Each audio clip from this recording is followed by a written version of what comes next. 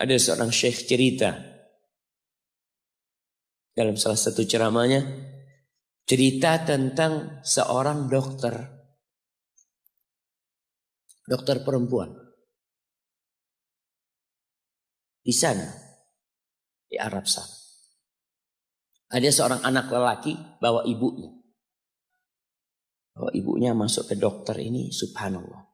Ibunya ini gila. Anak-anak muda ini, belum nikah. Dia bawa ibunya. Nanti ibunya tersenyum sendiri, ketawa sendiri. Masuk ke ruang dokter itu, mejanya dokter diputerin sama ibunya.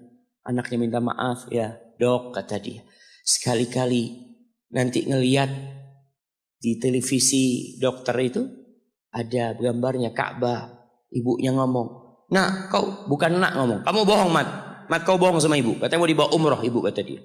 Nanti diludahin anaknya, digigit anaknya.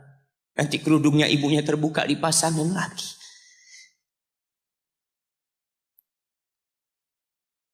Itu dokter tanya sama anaknya, ini siapa? Ibu anak, kata dia. Sejak kapan dia seperti ini? Sejak lahir.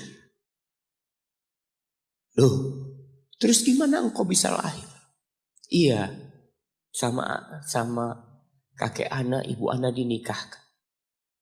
Tapi 10 bulan diceraikan. Ya karena seperti ini, Pak. Anak lahir dari rahim ibu anak. Dan seperti ini kelakuan. Iya, kata dia. Engkau berbakti sama dia, kata dia. Dia kan gak kenal sama engkau. Iya, dia gak tahu sama anak. Tapi Allah tahu kalau dia ibu anak. Kan? Allah tahu kalau dia ibu anak. Anak harus berbakti. Ditanya, ibumu sakit apa? Ibu kena gula, kata dia. Setelah dikasih resep, itu dokter cerita, pasiennya keluar, ditutup pintunya. Dokter ini nangis.